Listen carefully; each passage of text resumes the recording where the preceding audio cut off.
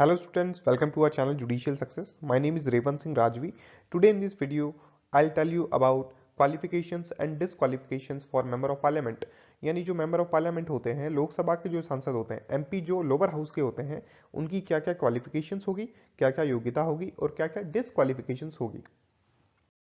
और video start करने से पहले मैं आपको बता देता हूं, यदि आप जुडिशियल एस्पिरेंट हैं या फिर लीगल ऑफिसर एपीपी की प्रिपरेशन करना चाहते हैं तो आप हमारे यूट्यूब चैनल को सब्सक्राइब कर सकते हैं, एज वेल एज हमसे आप टेलीग्राम पे भी कनेक्टेड हो सकते हैं और हमारे जो व्हाट्सएप ग्रुप है वहाँ पे भी आप ऐड हो सकते हैं। नीचे डिस्क्रिप्शन बॉक्स में मैंने नंबर दे रखा है, वहाँ पे आप कॉन्टैक्ट कर सकते हैं, एज वेल एज हम जूम पे लाइव क्लासेस भी लेते हैं, वो भी आप ज्वाइन कर सकते हैं। पहले पॉइंट में हम qualifications for Lok Sabha lower house MP जानेंगे, क्या क्या योग्यता होगी या क्या क्या एलिजिबिलिटी जो कॉन्स्टिट्यूशन में या फिर कोई अन्य कानूनों में दे रखी है वो जानेंगे। सेकंड पॉइंट में हम disqualifications for Lok Sabha lower house MP जानेंगे, यानी कब किसी मेंबर ऑफ पार्लियामेंट को अयोग्य घोषित कर दिया जाएगा या डिसक्वालीफाई कर दिया जाएगा पार्लियामेंट से। In the very first point हम जानेंगे qualification for Lok Sabha MP. According to Indian constitution article 84A कहता है कि he must be a citizen of India. कुछ जो क्वालिफिकेशंस है लोकसभा एमपी की वो इंडियन कॉन्स्टिट्यूशन में प्रिस्क्राइब्ड है और ऐसा ज़रूरी नहीं है कि सारी एलिजिबिलिटी या जितने भी लॉज हैं वो सारे कॉन्स्टिट्यूशन में भर दिए जाएं या बता दिए जाएं। तो इसलिए कॉन्स्टिट्यूशन पार्लियामेंट को पावर देता है कि वो इससे संबंधित कोई अन्य कानून भी बना सकते हैं। तो सबसे पहले हम जानेंगे कि जो क्वालिफिकेशंस है लोकसभा एमपी की वो कॉन्स्टिट्यूशन के अकॉर्डिंग क्या है। तो according to article 84A he must be a citizen of India. सबसे पहली जो क्वालिफिकेशंस है वो 84A में है, वो कहती है कि वो जो भी लोकसभा एमपी चुनाव लड़ना चाहता है वो भारत का नागरिक होना चाहिए, according to article 84A। According to article 84B he must be not less than 25 years of age. जो मिनिमम एज होनी चाहिए वो 25 से कम नहीं होनी चाहिए, मिनिमम एज 25 होनी चाहिए या 25 या उससे ज़्यादा, 25 से कम नहीं हो सकती। According to Article 84C, he must possess other qualifications prescribed by Parliament. Article 84C कहता है कि यदि पार्लियामेंट सांसद कोई अन्य कानून बनाता है जिसमें एलिजिबिलिटी या क्वालिफिकेशन प्रिस्क्राइब्ड है लोकसभा एमपी की, तो वो भी उसको फुलफिल करना आवश्यक है। The Parliament has laid down the following additional qualification in the Representation of People Act 1951. Parliament ने आर्टिकल 84C के तहत एक अलग कानून बना रखा है, वहां पे भी क्वालिफिकेशंस प्रिस्क्राइब कर रखी है मेंबर ऑफ पार्लियामेंट्स की, और उस कानून का नाम है रिप्रेजेंटेशन ऑफ पीपल एक्ट 1951। जो पहली क्वालिफिकेशन है रिप्रेजेंटेशन ऑफ पीपल एक्ट 1951 में, वो है सेक्शन 4 क्लॉज डी के अंदर। वो क्या कहती है, he must be registered as an elector for a parliamentary constituency. यानी वो इंडिया की किसी भी पार्लियामेंट्री कॉन्स्टिट्यूएंसी में एक इलेक्टर होना चाहिए, एक वोटर होना चाहिए। अब ज़रूरी नहीं है कि जहाँ पे वो वोटर है वहीं से वो चुनाव लड़े। फॉर एग्जाम्पल राहुल गांधी यदि अमेठी से चुनाव लड़ते हैं तो वो ज़रूरी नहीं है कि अमेठी के ही वोटर हो, या Rahul Gandhi as you know Amethi से या फिर रायबरेली से यदि वोटर है, वहाँ से वो इलेक्टर हैं, तो वो वायनाड में चुनाव लड़े थे और वहाँ से जीते थे। तो मतलब ज़रूरी नहीं है कि इंडिया में जिस पार्लियामेंट्री कॉन्स्टिट्यूंसी में आप रजिस्टर्ड इलेक्टर हो वहीं से आप चुनाव लड़ो, आप इंडिया की कोई भी पार्लियामेंट्री कॉन्स्टिट्यूंसी से चुनाव लड़ सकते हो। ये कहता है section 4 clause D. The nomination of a candidate in a parliamentary constituency should be subscribed by 10 registered electors of the constituency as proposers if the candidate is not sponsored by a recognized political party। यानी यदि कोई व्यक्ति independent चुनाव contest करना चाहता है, independent चुनाव लड़ना चाहता है, तो उस केस में उसको उस क्षेत्र के 10 रजिस्टर्ड इलेक्टर्स द्वारा प्रपोज किया जाना चाहिए। फॉर एग्जाम्पल यदि इंडिपेंडेंट चुनाव लड़ना चाहता हूँ, निर्दलीय चुनाव लड़ना चाहता हूँ या बिना किसी पॉलिटिकल पार्टी के टिकट के चुनाव लड़ना चाहता हूँ, तो मेरे पास उस एरिया के एटलीस्ट 10 रजिस्टर्ड इलेक्टर्स होने चाहिए जो मेरा नाम प्रपोज करे जब मैं नॉमिनेशन फॉर्म फिलअप करूँ। जब चुनाव लड़ता है व्यक्ति तो उसको नॉमिनेशन फॉर्म फिलअप करना पड़ता है, तो उस केस में 10 रजिस्टर्ड इलेक्टर्स होने चाहिए। In the case of a candidate sponsored by a recognized political party, only one proposer is required। यदि व्यक्ति रजिस्टर्ड रीजनल या नेशनल पार्टी से बिलोंग करता है, वहां से उसको टिकट मिलता है, तो उस केस में उसको एक ही प्रपोजर की जरूरत होती है। This was done in order to discourage non serious people from contesting the election. ये जो सेक्शन 33 सबसेक्शन 1 है, ये इसलिए लाया गया कि जो भी नॉन सीरियस पीपल हैं या जिनका इंटेंशन चुनाव लड़ना नहीं होता है, उनको डिस्करेज किया जाए। The amount of security deposit is to be paid by the candidates contesting elections of Lok Sabha is rupees 25,000 for general category and 12,500 for SC and ST candidates। ये सेक्शन 34 सबसेक्शन 1 क्लॉज ए कहता है कि जो भी व्यक्ति चुनाव लड़ना चाहता है तो जमानत की जो राशि होगी या जो सिक्योरिटी डिपॉजिट होगा जनरल कैंडिडेट्स के लिए वो होगा 25,000 रुपीज़, और यदि कोई एससी या एसटी कैटेगरी से बिलोंग करता है तो वो होगा 12,500 रुपीज़। यानी ओबीसी का व्यक्ति भी चुनाव लड़ना चाहता है तो उस केस में भी जमानत की राशि 25,000 होगी, और जमानत की राशि या सिक्योरिटी डिपॉजिट एक number of votes percentage of vote से आपको कम वोट मिलते हैं तब ये राशि फॉरफीचर हो जाती है या जब्त हो जाती है, उसे आप कहते हैं जमानत जब्त होना। सेकंड पॉइंट में हम डिस्क्वालिफिकेशन फॉर लोकसभा एमपी जानेंगे। कब किसी लोकसभा एमपी को अयोग्य घोषित कर दिया जाएगा या डिस्क्वालीफाई कर दिया जाएगा। अकॉर्डिंग टू इंडियन कॉन्स्टिट्यूशन, इसमें भी ऐसा ही है, कुछ प्रोविजंस इंडियन कॉन्स्टिट्यूशन में है और कुछ provision representation of people act 1951 के अंदर दे रखे हैं। तो सबसे पहले हम कॉन्स्टिट्यूशन के प्रोविजन देखते हैं, डिस्क्वालिफिकेशन के क्या प्रोविजंस हैं। If he holds any office of profit under the union or state government except that of a minister or any other office exempted by parliament, यदि मेंबर ऑफ पार्लियामेंट किसी भी profit place पे बैठा हुआ है union या state government की, for example कहीं का सीईओ बन गया या फिर कहीं का कमिश्नर बन गया या फिर कुछ ऐसी प्रॉफिट प्लेस कहीं का मैनेजर बन गया, तो उस केस में उसको डिस्क्वालीफाई कर दिया जाएगा। ये कहता है आर्टिकल 102 सबसेक्शन 1 क्लॉज ए। लेकिन इसके अंदर एक्सेप्शन भी दे रखा है कि यदि वो मिनिस्टर बनता है तो उसको हम प्रॉफिट प्लेस नहीं कहेंगे, और कुछ और भी एग्जेम्प्टेड कैटेगरीज दे रखी है लॉ में कि उन केसेस में भी उसको प्लेस ऑफ प्रॉफिट कंसिडर नहीं किया जाएगा।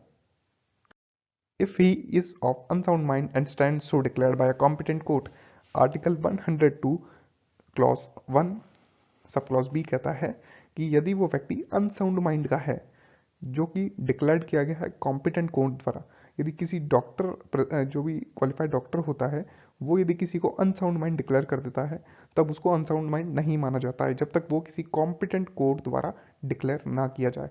यानी जब तक व्यक्ति कॉम्पिटेंट कोर्ट द्वारा अनसाउंड माइंड डिक्लेयर नहीं किया गया है तब तक वह अनसाउंड माइंड का नहीं माना जाएगा कानूनी तौर पे, और वो व्यक्ति यदि कॉम्पिटेंट कोर्ट द्वारा अनसाउंड माइंड का डिक्लेयर कर दिया गया है तो उस केस में भी उसको डिस्क्वालीफाई कर दिया जाएगा। यानी जो व्यक्ति मानसिक रूप से पागल हो चुका है तो उस व्यक्ति को भी डिस्क्वालीफाई कर दिया जाएगा। If he is an undischarged insolvent, article 102 clause 1 sub clause C कहता है कि यदि कोई भी व्यक्ति अनडिस्चार्ज इंसॉल्वेंट है, यानी जो पिटिशंस हैं कोर्ट के अंदर इंसॉल्वेंसी की वो पेंडिंग है, ऑनगोइंग है, तो उस केस में भी वो चुनाव नहीं लड़ सकता है। If he is not a citizen of India or has voluntarily acquired the citizenship of a foreign state or is under any acknowledgement of allegiance to a foreign state, article 102 clause 1 sub clause D कहता है कि यदि किसी व्यक्ति ने किसी अन्य देश की जो नागरिकता है वो स्वीकार ली है स्वैच्छिक रूप से, तो फिर उस केस में भी वो डिस्क्वालीफाई माना जाएगा। एज यू नो, इंडिया के अंदर यदि आप नागरिकता लिए तो आप किसी अन्य देश की नागरिकता नहीं ले सकते, और जब भी आप किसी अन्य देश की नागरिकता ले लेते हो तो आप इंडियन सिटीजन नहीं कहलाते हो।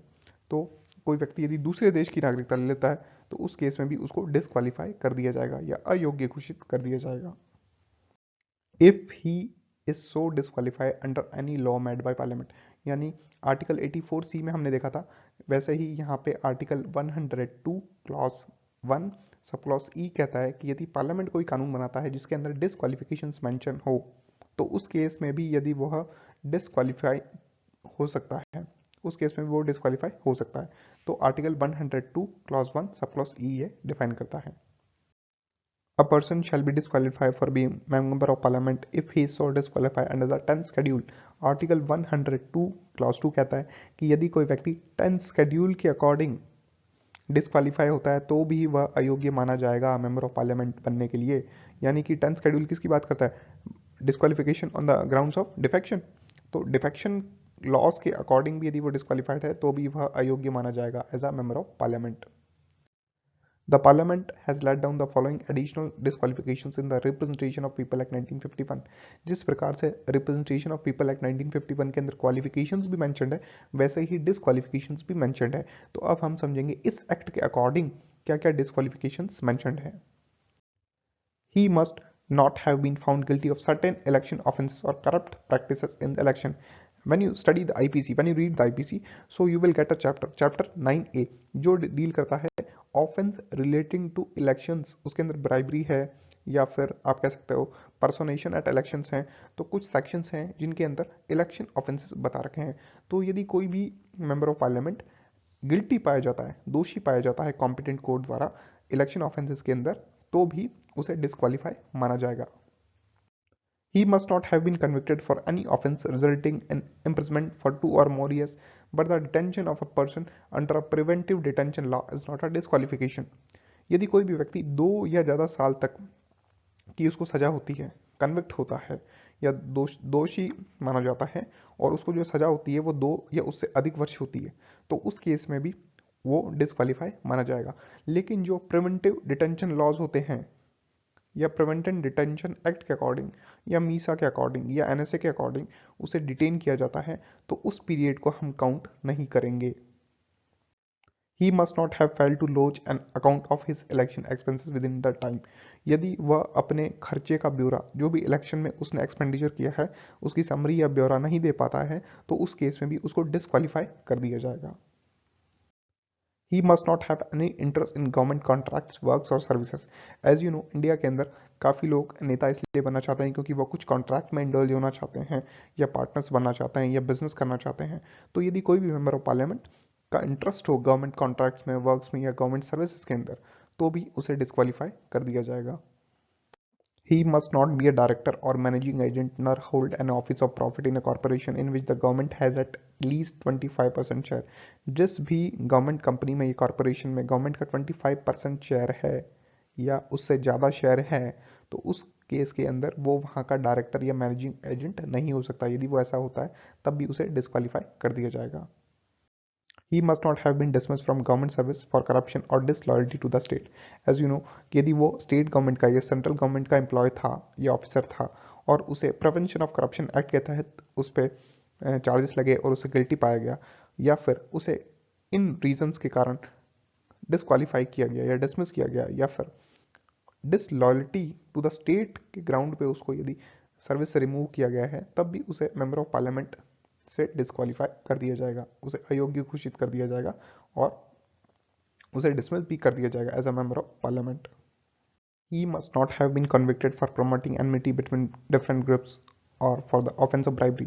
यदि उस पर प्रिवेंशन ऑफ करप्शन एक्ट के या इलेक्शन ऑफेंसेस के या फिर जो चैप्टर 15 है जो ऑफेंस रिलेटेड टू रिलीजन है उसमें कन्विक्ट हुआ है, उसमें उसको सजा मिली है, तब भी वो डिस्क्वालीफाई माना जाएगा as a member of parliament. He must not have been punished for preaching and practicing social crimes such as untouchability, dowry and sati.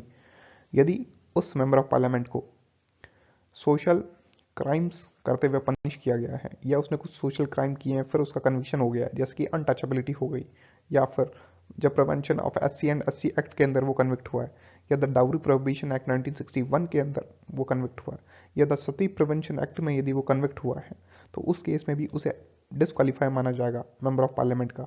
ये कहता है रिप्रेजेंटेशन ऑफ पीपल एक्ट 1951। तो दोस्तों, आपको हमारा वीडियो अच्छा लगा तो प्लीज़ वीडियो को लाइक कीजिएगा, चैनल को सब्सक्राइब कीजिएगा, वीडियो को शेयर करना ना भूलें। Thank you.